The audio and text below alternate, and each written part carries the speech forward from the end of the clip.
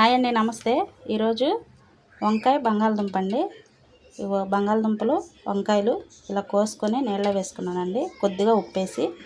అలాగే ఎండు చేపలు ఒక 10 ముక్కల దాకా తీసుకున్నానండి.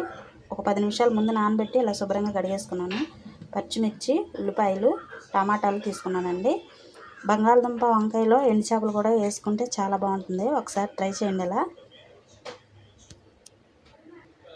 పొయ్యి మీద గిన్నె పెట్టి ఇందులో కూరకు సరిపడా ఆయిల్ పోసుకుందామండి. నేను 4 స్పూన్లు ఆయిల్ పోస్తాను.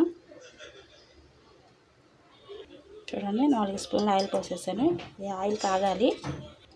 ఈ ఆయిల్ కాగిందేమో చూద్దాం. ఉల్లిపాయలు, పచ్చిమిరపకాయలు వేగుతున్నాయి కదండి, కొద్దిగా కరివేపాకు వేసుకుందాం.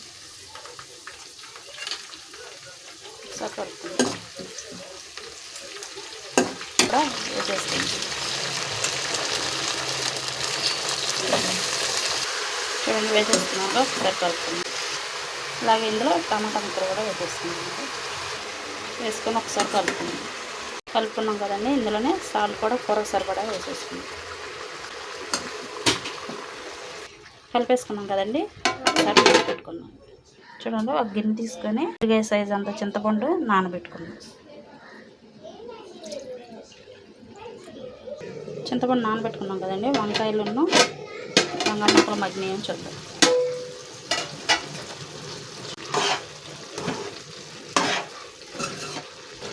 మగ్గుతున్నాయి కదండి. ఇందులోనే కొద్దిగా పసుపు వేసుకున్నాం. ఎప్పుడూ ఒకలాగే కాదు, అప్పుడప్పుడు ఇలా కూడా చేసుకోండి, చాలా బాగుంటుంది. చాలామంది మన వీడియోస్ చూస్తున్నారు కానీ లైక్ చేయట్లేదండి. మీరు లైక్ చేస్తే నాకు చాలా సపోర్ట్గా ఉంటుంది. ప్లీజ్ లైక్ చేయండి. ఇవి ఉడుకుతున్నాయి కదండి. ఇవి కొద్దిగా మగ్గనిచ్చిన తర్వాత ఇందులోనే కారం వేసుకుందాం. చూడండి, కారం వేసేస్తుంది. నేను 2 స్పూన్లు కారం వేసానండి. ఇది కలుపుకుందాం. చూడండి, కారం వేసి కలుపుకున్నాం కదా. కొద్దిగా వాటర్ పోసుకుందాం. వాటర్ పోసి కలుపుకున్నాం కదండి. ఇందులోనే ఎండు చేపలు కూడా వేసేసుకుందాం.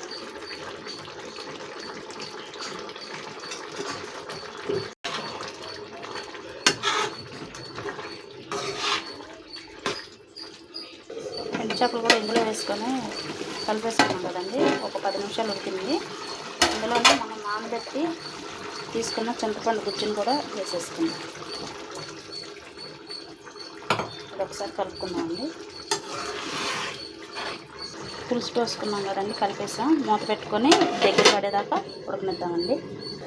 చూద్దాం, ఒకసారి అయిపోయిందాము. చూడండి, దగ్గర పడింది. ఒకసారి కలుపుకుందాం. చూడండి, అయిపోయింది. స్టవ్ ఆఫ్ చేసేసాను. ఎంతో సింపుల్గా ఉండే ఎండు చేప వంకాయ బంగాళదుంప కూర అండి. చాలా బాగుంటుంది.